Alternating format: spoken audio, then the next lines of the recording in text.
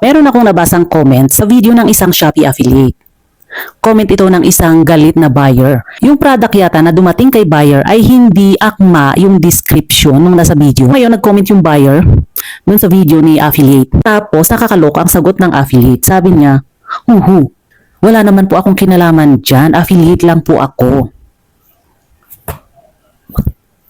Diba parang hindi ba't ang trabaho ng isang affiliate ay kilatisin, kilalanin yung product bago natin ipakita or bago natin i-promote at ibenta sa mga tao? Diba? Kasi as a buyer, nakakainis naman talaga yung ang darating sa'yo na product may damage, hindi totoo yung sinasabi dun sa description na ito ay ganito-ganito, tapos pagdating sa'yo, hindi naman pala. Diba? Okay lang siguro yung medyo may damage kasi baka kasalanan ng nag-deliver, baka nasira sa daan, ganun. Pero yung iba yung sinasabi mo kasi sa video, tapos yung dumating, iba. Talagang magagalit ang buyer. And for me opinion ko lang as an affiliate, hindi lang tayo basta-basta nagpo-promote at pagbibenta ng product sa mga tao. Kasi buyer din tayo, alam natin yung pakiramdam kapag yung product na na-receive natin, hindi kung ano yung nakita natin sa video. At hindi rin naman natin pwedeng sabihin lang na wala kang kinalaman doon, affiliate ka lang, hindi ka lang affiliate, diba? Nagpo-promote ka ng product at syempre bago natin i-promote at ibenta ang product, dapat alam natin, kilala natin yung product. Anong wala kang kinalaman? Affiliate ka nga hindi pwedeng lang ang pagiging affiliate.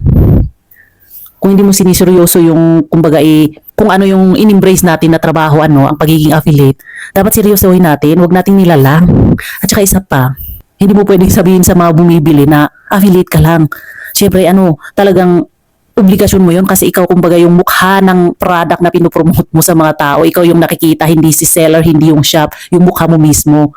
So, mahirap din yung basta-basta lang tayo nagpo-promote ng kung anong gusto natin, kahit alam natin may sira, kahit hindi natin kilala yung product. Kasi nga, yung face natin ang nakikita ng bumibili.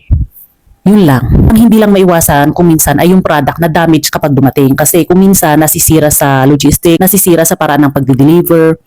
Ako ilang beses na rin ako naka-receive ng medyo may yuping gamit, naputol. Yun yung mga hindi natin kontrolado. At saka yung mga, siguro may mga loko-lokong seller na nagpapadala ng gamit na alam naman nilang sira. Ganon. Yun yung mga bagay na kumbaga hindi natin kontrolado mga affiliates. Kasi kahit na yung na-receive natin maganda naman talaga yung products, pero nasira nga lang yung dumating dun sa buyer, dun sa iba, diba? Yun yung mga hindi natin kontrolado. Kaya lang kuminsan kasi tayong mga affiliate, kumbaga kung minsan yung paraan siguro natin ng pagpo-promote, ganun, o kaya naman may mga nadadagdag na description na hindi naman siguro dapat idagdag, mga yon. So yun yung mga pangyayari na hindi kontrolado ng mga affiliates.